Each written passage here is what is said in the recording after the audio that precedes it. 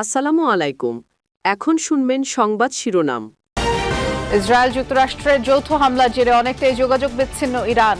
2 স্কুলে অন্তত 87 শিক্ষার্থী নিহত। তেল আবিব, কাতার সহ পার্শ্ববর্তী 5 দেশে তেহরানের পাল্টা আক্রমণ। পাল্টা হামলার প্রভাব আন্তর্জাতিক বিমান চলাচলে বন্ধ। ইরান সহ 4 দেশের আকাশ সীমা। মধ্যপ্রাচ্যগামী সব ফ্লাইট বন্ধ করল ঢাকা। বিরোধী দল জামায়াত ইসলামীর ইফতারে প্রধানমন্ত্রী তারেক রহমান বললেন, রাজনৈতিক দলগুলো কাজ করবে মানুষের ভাগ্য পরিবর্তনে।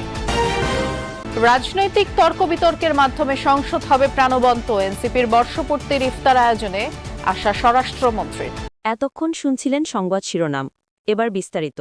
3 যুগের ইসলামী শাসনকে উৎখাতের লক্ষ্যে ইরান জুড়ে হামলা শুরু করেছে যুক্তরাষ্ট্র ও ইসরায়েল। স্থানীয় সময় শনিবার সকালে বিমান ও যুদ্ধজাহাজ থেকে একের পর এক মিসাইল ছোড়া হয়। সর্বোচ্চ ধর্মীয় নেতা আয়াতুল্লাহ খামিনি সহ দেশটির শীর্ষ নেতাদের অবস্থান ছিল টার্গেট। 2টি স্কুলে চালানো হামলায় 87 শিক্ষার্থীর প্রাণ গেছে। আজ রাতেই খামিনিকে উৎখাতের ঘোষণা দিয়েছেন মার্কিন প্রেসিডেন্ট ডোনাল্ড ট্রাম্প। একযোগে বিস্ফোরণ তেহরানের বেশ কয়েকটি স্থানে। শনিবার স্থানীয় সময় সকাল 10টা নাগাদ মুহুর্মুহু এই ক্ষেপণাস্ত্র হামলা চালিয়েছে ইসরায়েল ও যুক্তরাষ্ট্র। প্রথম দফায় অন্তত 30টি স্থান টার্গেট করে চালানো হয় হামলা। সর্বোচ্চ নেতা আয়াতুল্লাহ আলী খামেনি সহ সিনিয়র নেতারা ছিল হামলার লক্ষ্য। এরপর আরও কয়েক ধাপে হামলা হয়েছে অন্তত 5টি শহরে। দক্ষিণ ইরানের একটি গার্লস স্কুলে হয়েছে ভয়াবহ হামলা। এই অভিযানের নাম রোয়ারিং লায়ন দিয়েছে ইসরায়েল। খামেনি প্রশাসনের পতন না ঘটানো পর্যন্ত হামলা চালিয়ে যাওয়ার ঘোষণা দিয়েছেন প্রধানমন্ত্রী বেনিয়ামিন নেতানিয়াহু। ইসরায়েল ও যুক্তরাষ্ট্র একটি যৌথ অভিযান শুরু করেছে, যার নাম অপারেশন রোয়ারিং লায়ন। এই অভিযানের লক্ষ্য ইরানের আয়াতুল্লাহ শাসনের অবসান ঘটানো। সামনে যুক্তরাষ্ট্রের সাথে আমরা সন্ত্রাসী শাসন ব্যবস্থার উপর আরো কঠোরভাবে আঘাত করব। আমরা এমন পরিস্থিতি তৈরি করব যা সাহসী ইরানি জনগণকে এই খুনি শাসন ব্যবস্থার বোঝা থেকে মুক্তি দিতে সাহায্য করবে। এদিকে যুক্তরাষ্ট্র তাদের অভিযানের নাম দিয়েছে অপারেশন এপিক ফিউরি। ইরানের বিরুদ্ধে যুদ্ধ ঘোষণা করে আইআরজিসি সহ সব সশস্ত্র বাহিনীকে অস্ত্র সমর্পণের জন্য আজকের দিন পর্যন্ত সময় বেঁধে দিয়েছেন মার্কিন প্রেসিডেন্ট ডোনাল্ড ট্রাম্প।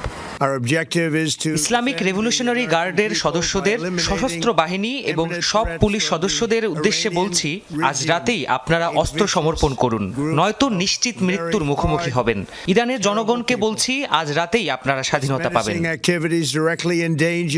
চিরবৈরী 2 শত্রু রাষ্ট্রের হামলার জবাব দিতে অপারেশন ফতেহ খাইবার শুরু করেছে ইরান। একদিকে তেল আবিব, হাইফা সহ ইসরায়েলের গুরুত্বপূর্ণ অঞ্চলগুলোয় মিসাইল ছোড়া হয়েছে। অন্যদিকে সৌদি আরব, সংযুক্ত আরব আমিরাত, কাতার, বাহরাইন এবং কুয়েতের ভূখণ্ডে থাকা মার্কিন ঘাঁটিগুলো ছিল আইআরজিসির টার্গেট। ইরানি মিসাইলের বিস্ফোরণে প্রকম্পিত বাহরাইনের বন্দর এলাকা। দেশটিতে অবস্থিত মার্কিন নৌঘাঁটিতে আঘাত হানে ইরানের ক্ষেপণাস্ত্র। সকালে ইরানি ভূখণ্ডে যৌথ হামলা চালায় ইসরায়েল ও যুক্তরাষ্ট্র। এর পাল্টা জবাব দিতে দেরি করেনি বিপ্লবী গার্ড বাহিনী। শুরু হয় অপারেশন ফতেহ খাইবার।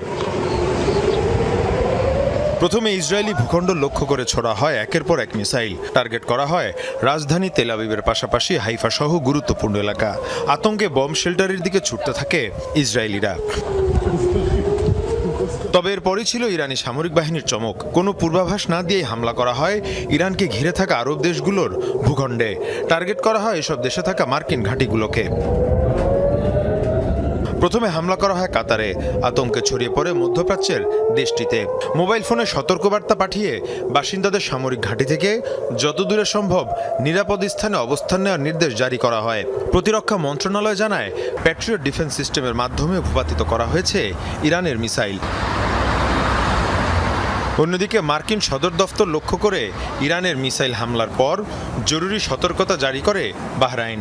নাগরিকদের নিরাপদে সরে যাওয়ার নির্দেশও দেওয়া হয়। সংযুক্ত আরব আমিরাতের ভূখণ্ড লক্ষ্য করেও মিসাইল ছোড়ে ইরান। বিকট বিস্ফোরণের শব্দ শোনা গেছে আবুধাবিতে। সেখানে একজনের প্রাণহানির তথ্য পাওয়া গেছে। এদিকে সৌদি আরবেও মিসাইল হামলা করেছে ইরান। পাশাপাশি বিস্ফোরণের শব্দ শোনা গেছে কুয়েতেও। নির্বাচনের মাধ্যমে যে গণতন্ত্রের যাত্রা শুরু হয়েছে তা হাজারো মানুষের রক্ত ও ত্যাগের বিনিময়ে অর্জিত। আগামী রাজনীতি হবে দেশের মানুষের ভাগ্য পরিবর্তনের জন্য। জামায়াতের ইফতার অনুষ্ঠানে যোগ দিয়ে এমন মন্তব্য করেছেন প্রধানমন্ত্রী তারেক রহমান। একই অনুষ্ঠানে বিরোধী দলীয় প্রধান ডাক্তার শফিকুর রহমান বলেছেন, এবারের সংসদ হবে প্রাণবন্ত। সরকারকে সহযোগিতার পাশাপাশি জনগণের অধিকার রক্ষায় শক্তিশালী ভূমিকা পালন করবে জামায়াত ইসলামী। দেশের রাজনৈতিক ইতিহাসে প্রথমবার বিরোধী দলের ইফতার অনুষ্ঠানে প্রধানমন্ত্রী। নতুন বাংলাদেশে রাজনৈতিক সৌহার্দ্য আর সহাবস্থানের জানান দিতেই জামায়াতের আমন্ত্রণে সাড়া দিলেন সরকার প্রধান। বিগত সময়ে সরকার আর প্রধান বিরোধী দলের মধ্যে ছিল দা-কুমড়ো সম্পর্ক। অতীতের সব তিক্ততা পেছনে ফেলে সামনে এগিয়ে যেতেই আজ এক টেবিলে প্রধানমন্ত্রী ও বিরোধী দলনেতা। ইফতার অনুষ্ঠানে ছিলেন স্বরাষ্ট্রমন্ত্রী সহ সরকার দলের শীর্ষ নেতারা, ছিলেন 11 দলীয় জোট ও বিভিন্ন রাজনৈতিক দলের নেতা, বিভিন্ন পেশাজীবী ও 24-এর শহীদ পরিবারের সদস্যরা। বাংলাদেশ সরকারের মাননীয় প্রধানমন্ত্রী। বিকেল 5:30টায় ইফতার অনুষ্ঠানে যোগ দেন প্রধানমন্ত্রী। শুভেচ্ছা বক্তব্যে তারেক রহমান বলেন, হাজারো মানুষের আত্মত্যাগের মাধ্যমে গণতান্ত্রিক যাত্রা শুরু হয়েছে, তাই দেশবাসীর ভাগ্য পরিবর্তনে কাজ করতে চান। বাংলাদেশের মানুষ আজকে অনেক প্রত্যাশা নিয়ে, অনেক আকাঙ্ক্ষা নিয়ে, অনেক আশা নিয়ে আমাদের সকলের দিকে তাকিয়ে আছে, বিশেষ করে রাজনৈতিক দলগুলোর দিকে তাকিয়ে আছে। আজকে আমাদের এই ইফতার মাহফিলে আসুন আমরা আল্লাহর নামে শপথ গ্রহণ করি যে আমাদের আগামী দিনের কাজগুলো হবে এই দেশের মানুষের ভাগ্য পরিবর্তনের জন্য। অনুষ্ঠানে সভাপতির বক্তব্য দেন বিরোধী দলীয় নেতা ডাক্তার শফিকুর রহমান। এবারের সংসদ কারো চরিত্র হননের কেন্দ্রবিন্দু হবে না জানিয়ে ডাক্তার শফিকুর রহমান বলেন, পার্লামেন্ট হবে প্রাণবন্ত। আমরা গতানুগতিক কোনো বিরোধী দল হিসাবে এই সংসদে ফাংশন করতে চাই না। আমরা চাই এই সংসদ হোক অর্থবহ, জনগণের সমস্ত চাওয়া পাওয়ার কেন্দ্র। আমরা আমাদের মহান জাতীয় সংসদের একটা সেকেন্ড নষ্ট হোক এইভাবে এটার আমরা প্রত্যাশা করি না যে জাতীয় সংসদ হবে কারো চরিত্র হননের কেন্দ্রবিন্দু, বরঞ্চ জাতীয় সংসদ হবে দেশের সমস্যার সমাধানের কেন্দ্রবিন্দু। রাজনৈতিক মতপার্থক্য কিংবা তর্ক বিতর্ক থাকলেও জাতীয় স্বার্থে সংসদকে প্রাণবন্ত করা হবে বলে জানিয়েছেন স্বরাষ্ট্রমন্ত্রী সালাউদ্দিন আহমদ।